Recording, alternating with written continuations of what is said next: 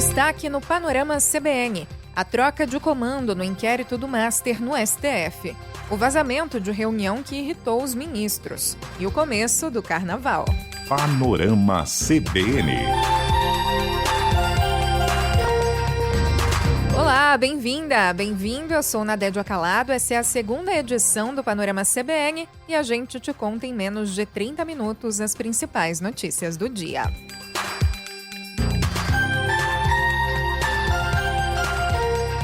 O ministro do Supremo Tribunal Federal, André Mendonça, que assumiu a relatoria do caso do Banco Master no lugar de Dias Toffoli, se reuniu com investigadores delegados na linha de frente da investigação, incluindo o diretor executivo da Polícia Federal, William Murad.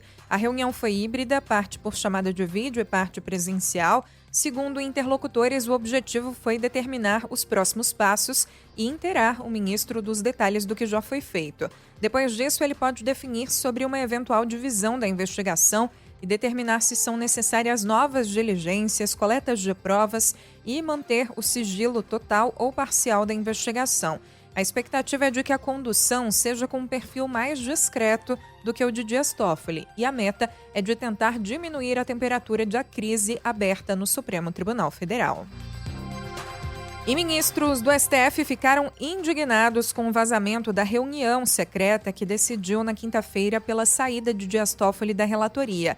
Um deles classificou a revelação das conversas reservadas como coisa de moleque. Uma reportagem do Poder 360 reproduziu falas na íntegra, atribuídas aos ministros, mostrando que 7 estavam a favor da permanência de Toffoli à frente do caso Master e outros 2 fizeram ressalvas. Questionados pelo Globo, alguns ministros questionaram o conteúdo dos diálogos divulgados. Um deles disse que há coisas diferentes nas conversas. Outros magistrados passaram a criticar e a questionar Toffoli, que afirmou ao jornal Folha de São Paulo que não gravou a reunião. De acordo com integrantes do Supremo, nessa reunião não havia auxiliares nem técnicos, só os 10 membros do tribunal. Ministros dizem que o vazamento agrava o ambiente de desunião e desconfianças internas na corte. As posições dos ministros que a gente cita a partir de agora são todas segundo essa reportagem. O ministro Gilmar Mendes antecipou que votaria contra a suspeição de Toffoli e defendeu uma solução rápida para o impasse antes do Carnaval para evitar mais desgaste institucional. Alexandre de Moraes concordou e criticou a atuação da PF na investigação. O escritório da mulher do ministro, a advogada Viviane Barsi, foi contratado para defender o Master por 129 milhões de reais em 3 anos. Nunes Marques também defendeu a tese de que não havia fundamento jurídico para afastar Toffoli e disse não ter encontrado no relatório da PF elementos para impedimento ou suspeição do colega.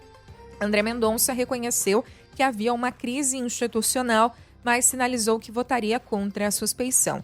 O magistrado, agora relator do caso Master, relativizou a participação de magistrados em eventos patrocinados por empresas privadas, dizendo que o critério poderia atingir qualquer um deles. Cristiano Zanin também declarou que votaria pela permanência de Toffoli e questionou o volume e a consistência das informações encaminhadas pela PF, alertando que a suspeição poderia anular provas já produzidas.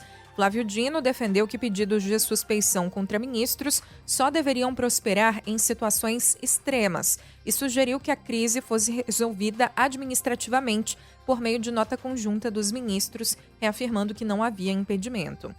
Carmen Lúcia e Edson Fachin fizeram ressalvas. A ministra demonstrou confiança em Toffoli, mas apontou a necessidade de pensar na institucionalidade. O presidente do STF defendeu levar o caso ao plenário. Por fim, Toffoli disse entender ter maioria para seguir no caso, mas acenou com a possibilidade de pedir a redistribuição do processo e Fachin aceitou esse encaminhamento.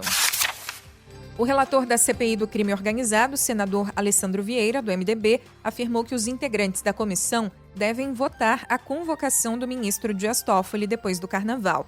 A próxima reunião está prevista para 24 de fevereiro. Em entrevista à Globo News, ele disse que a decisão de levar a pauta foi tomada pelo presidente da CPI, senador Fabiano Contarato, do PT.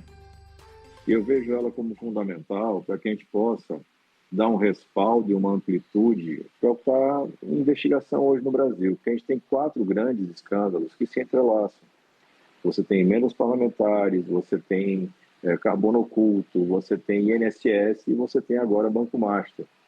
Quando você olha mais de perto, você percebe que está tudo entrelaçado em duas pontas. Na ponta da lavagem de dinheiro, onde você tem Master, Reag, etc., e na ponta da infiltração política e judicial do crime organizado. É muito difícil apurar esse tipo de coisa, mas é fundamental para o Brasil. E acho que a aprovação dessas quebras vai significar um passo muito importante para a gente chegar efetivamente à compreensão do que está acontecendo. O presidente Lula começa nesta sexta-feira um tour de carnaval por 3 capitais: Recife, Salvador e Rio de Janeiro. Começando pelo Galo da Madrugada, no Recife. Ainda no sábado, também o bloco Trio da Cultura com a ministra Margarete Menezes. E no domingo, o Sambódromo da Sapucaí, para assistir ao desfile da estreante Acadêmicos de Niterói, que vai homenagear o próprio presidente Lula.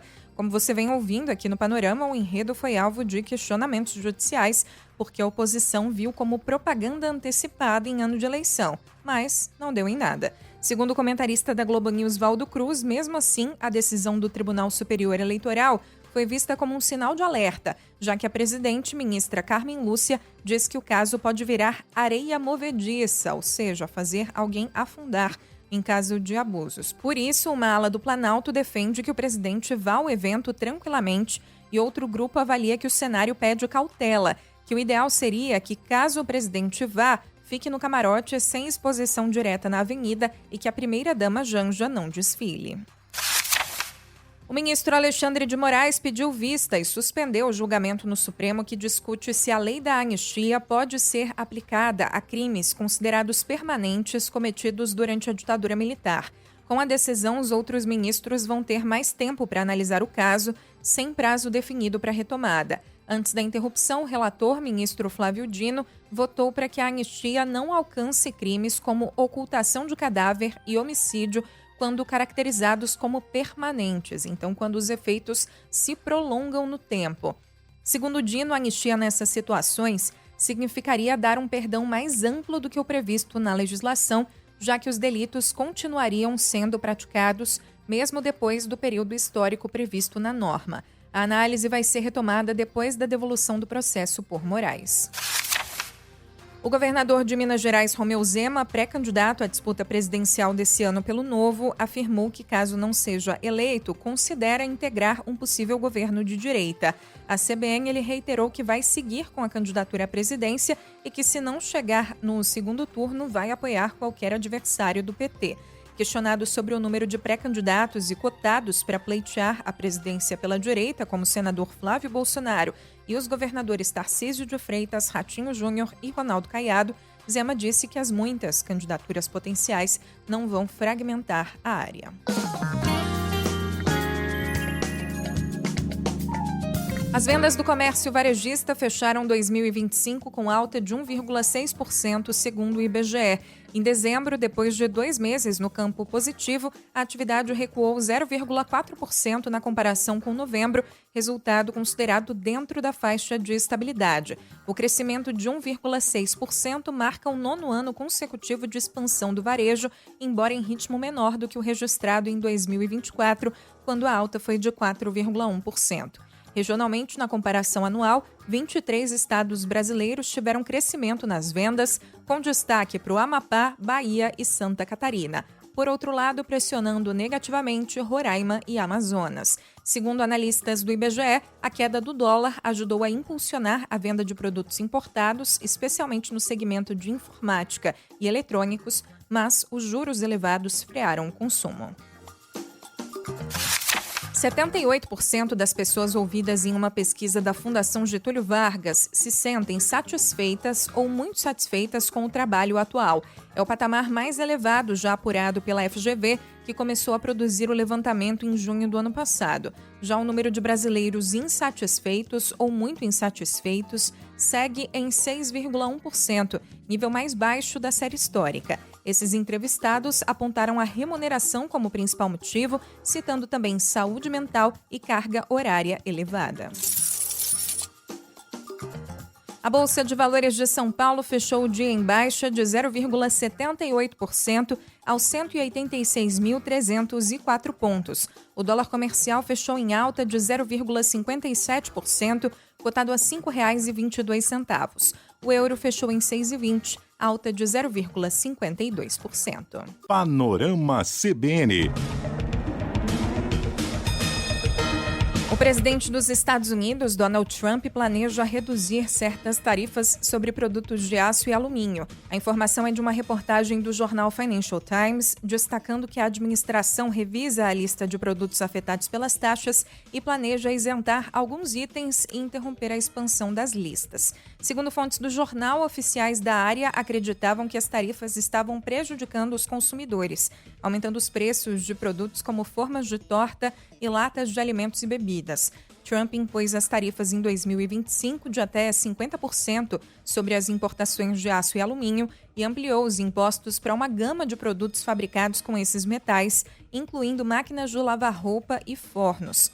O governo já tinha concedido isenções para produtos alimentícios populares numa tentativa de conter a inflação dos preços dos alimentos para os americanos e chegou a acordos com vários países, como a China, para reduzir as tarifas. A Rússia anunciou uma nova rodada de negociações com representantes da Ucrânia e dos Estados Unidos. Na próxima semana, os três países vão tentar mais uma vez encontrar uma solução para o conflito no leste da Europa. O porta-voz do Kremlin diz que em breve Moscou vai divulgar o local e as datas. A guerra completa 4 anos nesse mês. Um vazamento de água atingiu a galeria do Museu do Louvre, em Paris, onde estão expostas as pinturas mais valiosas. A área da Mona Lisa de Da Vinci não foi afetada, segundo a agência Reuters. O local está fechado por causa do problema decorrente de uma falha técnica no andar superior. O vazamento é o segundo em menos de 3 meses. Recentemente, o museu passou por outros contratempos, principalmente aquele caso do roubo de joias, além também de greves e uma investigação que mira a suspeita de fraude na venda de ingressos.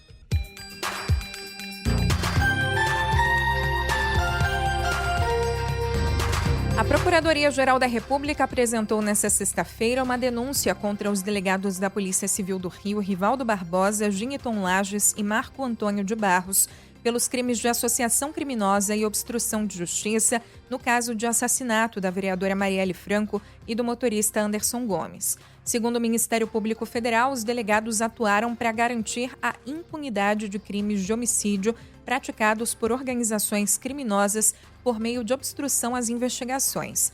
Para o procurador, o grupo agia de forma padronizada com ocultação de provas, incriminação de inocentes, testemunhos falsos, diligências inócuas, inofensivas e desaparecimento de provas, e teria se aproveitado de um contexto de mercantilização de homicídios existente no Estado. Rivaldo Barbosa era chefe da Polícia Civil do Rio de Janeiro na época do crime. Lages e Barros atuaram na investigação do caso. A denúncia destaca que Rivaldo, como diretor da Divisão de Homicídios da Polícia, aderiu previamente ao plano do assassinato da vereadora, assumindo o compromisso de garantir impunidade aos autores do crime. O vice-procurador-geral da República pediu a condenação do trio por crimes de associação criminosa, obstrução de justiça e a manutenção das medidas cautelares contra eles, além da perda do cargo público e a indenização por dano moral coletivo. O Ministério Público pediu ao Tribunal de Contas da União que acione o Superior Tribunal de Justiça para suspender o pagamento de salário do ministro Marco Buzzi, afastado provisoriamente, acusado de importunação sexual pela filha de um casal de amigos de 18 anos e uma ex-servidora do gabinete. Ele nega as acusações. A representação foi publicada pelo Estadão e confirmada pelo Globo. Durante o afastamento, Buzzi está impedido de acessar o gabinete, veículo oficial e outras prerrogativas da função, mas continua com um salário de cerca de R$ 44 mil. A Globo News mostrou que com os penduricalhos ele recebeu um total bruto de R$ 751 mil no último quadrimestre de 2025, mais de R$ 600 mil líquidos. A Justiça da Itália concluiu o julgamento sobre a extradição da ex-deputada federal Carla Zambelli, que está presa em Roma desde julho.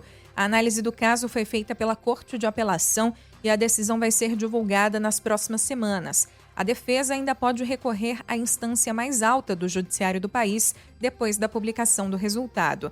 A ex-parlamentar fugiu do Brasil em junho para escapar da pena de 10 anos de prisão referente à invasão do sistema do Conselho Nacional de Justiça e à emissão de um mandado falso de prisão contra o ministro do STF, Alexandre de Moraes. Quando já estava na Europa, ela foi condenada a mais 5 anos por porte ilegal de arma de fogo e constrangimento ilegal. O corpo do cão comunitário Orelha, morto em Florianópolis no início de janeiro, foi exumado. O novo laudo deve ficar pronto em até 10 dias. O cachorro vivia na região turística da Praia Brava e, segundo a Polícia Civil, foi agredido em 4 de janeiro, encontrado por moradores e levado ao veterinário, mas não resistiu. A exumação foi feita porque o Ministério Público pediu à Justiça, dizendo que o material do inquérito policial tem lacunas. Um laudo inicial indicou que a morte teria sido causada por um golpe na cabeça com um objeto contundente. Um adolescente foi apontado como autor, mas o pedido de internação foi postergado até a conclusão de novas diligências. A Justiça de São Paulo ainda não se pronunciou sobre o pedido de prisão dos 3 sócios da Academia C4DIN na Zona Leste de São Paulo. César Bertolo Cruz, Celso Bertolo Cruz e César Mikeloff Terração foram indiciados pela Polícia Civil por homicídio com dolo eventual, quando o risco de matar é assumido pelo autor. O caso da intoxicação por produtos químicos na piscina da unidade ainda precisa de alguns esclarecimentos. Um dos principais pontos pendentes é a documentação que comprova a habilitação técnica de César Bertolo Cruz, apontado como responsável por manusear os produtos químicos. Ele supervisionava o trabalho do manobrista Severino Silva, que aparece misturando os produtos químicos em um balde deixado perto da piscina, liberando gás tóxico no ambiente e causando a morte da professora Juliana Faustino. Outras 2 vítimas seguem internadas em estado grave, o marido dela, Vinícius Oliveira, e um adolescente de 14 anos. A polícia aguarda a apresentação do livro de controle da piscina, obrigatório por lei, que registra as medições de cloro e pH e deveria estar disponível para fiscalização da vigilância sanitária. O delegado Alexandre Bento afirmou que a investigação já apontou que o uso excessivo de cloro foi responsável pela morte de Juliana, mas a apuração ainda depende de documentos e exames. Aguardamos a chegada do exame necroscópico e toxicológico realizado na vítima Juliana. Aguardamos o resultado do exame pericial realizado no local, o resultado dos exames químicos da água colhida na piscina e do produto químico colhido do tambor que estava ao lado da piscina e que provocou a morte e o envenenamento dessas pessoas. Segundo ele, a carga de cloro usada em um dia é usada em uma semana numa piscina desse tipo. A polícia também pretende ouvir mais 3 funcionários, incluindo a faxineira e um supervisor de professores, que poderiam dar informações sobre a rotina da piscina. Um segundo manobrista também aparece na investigação, Reinaldo, que esteve na academia na noite do incidente, segundo a polícia, a pedido dos sócios. As mensagens com os sócios foram apagadas, dificultando a apuração. O manobrista Severino é considerado um funcionário que só cumpria ordens e não deve ser indiciado. E a Justiça do Distrito Federal aceitou a denúncia contra o ex-piloto Pedro Turra, de 19 anos, por homicídio doloso qualificado por motivo fútil. Ele agrediu Rodrigo Castanheira, de 16 anos, em 23 de janeiro, em Vicente Pires, no Distrito Federal. O adolescente morreu após 16 dias internado em estado gravíssimo. Para o MP, a briga que causou a morte foi premeditada. Turra está preso preventivamente no complexo penitenciário da Papuda e a Justiça negou um pedido de habeas corpus. A denúncia pede ainda que ele seja condenado a pagar R$400 mil por danos morais à família. A polícia também apura 4 denúncias envolvendo o piloto de agressões anteriores que vieram à tona depois da repercussão do caso. CBN Carnaval 2026. O Carnaval de São Paulo continua nesta sexta-feira com o desfile do Grupo Especial. As escolas se apresentam no Sambódromo do AMB nesta sexta e sábado. Para essa sexta, na ordem, começando às 11 da noite, a estreante no especial Mocidade Unida da Moca, Colorado do Brás, Dragões da Real, Acadêmicos do Tatuapé, Rosas de Ouro, Vai-Vai e Barroca Zona Sul. A Liga SP confirmou que a atual campeã Rosas de Ouro não entregou as pastas técnicas no prazo e foi punida em 5 décimos, mas diz ter convicção de que a escola vai fazer um brilhante espetáculo na avenida. A situação preocupa porque, em geral, escolas rebaixadas costumam perder entre 0,8 e 1,1 ponto ao longo de toda a apuração. Então, em vez de defender o título, a escola da Brasilândia deve brigar para não cair. A escola argumenta que houve um erro no sistema de elaboração da pasta. No sábado, a partir de 10h30, Império de Casa Verde, Águia de Ouro, Mocidade Alegre, Gaviões da Fiel, Estrela do Terceiro Milênio, Tom Maior e Camisa Verde e Branco. Nesses dias, no Rio, acontecem os desfiles da Série Ouro. No domingo, os desfiles do Grupo de Acesso 1 de São Paulo e começando os do Grupo Especial no Rio de Janeiro, que vão até terça-feira. Terça, que é o dia da apuração do Carnaval de São Paulo, e quarta, o do Rio, tudo com transmissão ao vivo na CBN, fora a programação de blocos em várias capitais e outras cidades, que já estava bem intensa no pré-carnaval, agora valendo no carnaval mesmo e também com a nossa cobertura. E no meio da folia, atenção para a previsão do tempo. A passagem de uma frente fria deve mudar o clima em várias regiões do país. O sistema atua no sul e vai ganhando força, avançando pelo Rio Grande do Sul, Santa Catarina e Paraná. Tem condições para mau tempo, até com pancadas fortes de chuva, trovoadas, rajadas de vento e até queda de granizo isolada em algumas regiões. No sudeste, predomínio de calor. São Paulo com previsão de chuvas isoladas e o Rio de Janeiro com mais sol e menos chance de chuva. Tempo firme em Belo Horizonte, em Vitória, calor com pancadas rápidas de chuva. No centro-oeste, previsão de calor com chuvas rápidas. E no nordeste, calorão e chuvas também, mas que vão perdendo força ao longo do final de semana. No norte, calor e nuvens carregadas todos os dias do feriado. E sexta-feira é dia de sintonizar a Rádio Sucupira.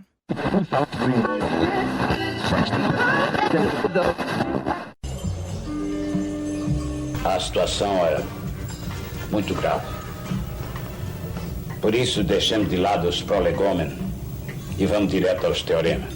Estamos identificando aí algo muito grave com relação às revelações que trouxeram no celular do Vorcaro. Querem porque querem a gravação. Acho que continuo querendo, não dou essa fita contém confissões comprometedoras. E essas conversas, obviamente, são comprometedoras. Mensagens em celular de Vorcaro teriam menções de pagamentos a Toffoli. Recebeu dinheiro por ser sócio da empresa que vendeu resort a fundo de Vorcaro. O senhor vai sair, ministro? Vai sair do caso, ministro? Como foi a reunião, ministro? O clima foi bom? Excelente. O senhor está de partida para onde, hein? Quais os objetivos dessa viagem inesperada? Os objetivos? Logo mais a imprensa lida, falada e TVzada de todo o país vai saber. Adeus. Pra frente, Sucupira! Meus concidadãos e minhas concidadãs, essa manifestação espontânea que partiu do coração do povo é a prova de que o povo de Sucupira apoia, prestigia e, por que não dizer, ama o seu prefeito. Vai passar nessa avenida mais um samba popular. Vamos aproveitar esse carnaval, gente. Vamos curtir o samba enredo do presidente Lula, o samba que homenageia a ele, que é lindo. É muito lindo esse samba enredo, conta a vida do Lula, né? Quanto custa a fome, quanto importa a vida, nosso sobrenome é Brasil da Silva. Senhor, me desculpe, eu queria lembrar o senhor desse fato. A lei proíbe o último ano da gestão do prefeito. Não, então eu pago do meu bolso, do seu bolso. Festa de carnaval. Milhões e milhões jogados fora. Se este desfile sair com aquela escola de samba, com aquele enredo e com a música que eles vão cantar lá na Sapucaí, no Rio de Janeiro, tenha certeza de uma coisa: se valer a lei no Brasil, o Lula estará inelegível. E o Eu faço entrega ao nosso prefeito de uma placa que perpetua em prata a gratidão do povo sucupirano por tudo que ele fez em prol da nossa cidade. um desfile completamente de bajulação ao presidente no ano eleitoral. Obviamente que é uma propaganda eleitoral gratuita, não pode ser ela uma decisão espontânea da escola de homenagear o presidente Lula. Vai haver uma manifestação espontânea à minha pessoa. É uma surpresa que o povo da cidade está me preparando. E eu gostava muito, fazia mesmo muito gosto se a senhora pudesse aparecer lá e ficasse do meu lado no palanque. Porém, no ano eleitoral, trata-se sim de uma propaganda antecipada. Vocês não acham que se fizermos parte da comissão organizadora, vão achar que a manifestação é encomendada? E qual é a manifestação espontânea que não é encomendada, dona Juju? Vamos deixar os entretantos e vamos direto aos finalmente. Eu quero é faixa, muita faixa. Eu já anotei os dizeres. Odorico é o nosso guia. A festa popular do carnaval não pode ser fresta para ilícitos eleitorais. Anuncia-se como partícipes ou possíveis participantes pessoas que já se anunciaram como sendo eventuais candidatos. É com a alma lavada e enxaguada na humildade que aqui estou para dizer que nunca fui candidata a coisa alguma. Entrementemente, se o povo exige, se é para a felicidade geral de Sucupira, sê-lo-ei.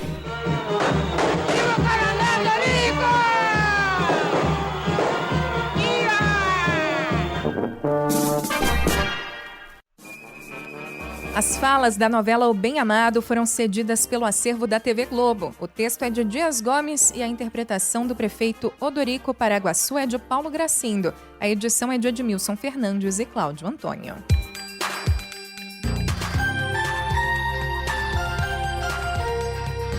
Pra gente se despedir, abrindo espaço aqui para sua participação, quero mandar meus parabéns, meus votos de saúde e sorte para Lucélia, mãe do Jean Ricardo. Eles sempre ouvem aqui o podcast na manhã seguinte e no domingo é aniversário dela, parabéns. Aliás, hoje, dia que a gente está gravando, dia 13, é aniversário da minha mãe, Dona Dalva, cinquentando em grande estilo. Felicidades, claro, para ela também. Você, se quiser mandar seu oi pra gente, tem a caixinha de comentários no Spotify, tem meu Instagram, @NADJCalado, e assim a gente encerra essa edição. O roteiro e a produção foram feitos por mim, Nadédia Calado, a edição e a sonorização foram do Daniel Mesquita, e aqui na CBN estamos entrando na escala de plantão do Carnaval. Então, durante o fim de semana, fique bem informado com a rádio e os nossos outros podcasts, como o do Jornal da CBN, nosso site cbn.globo.com.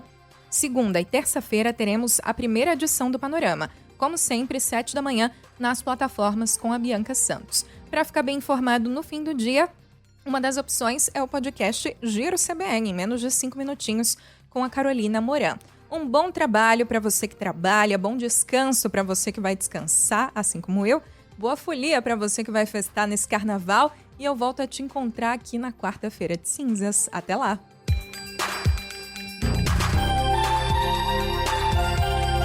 Panorama CBN. As principais notícias do dia em menos de meia hora.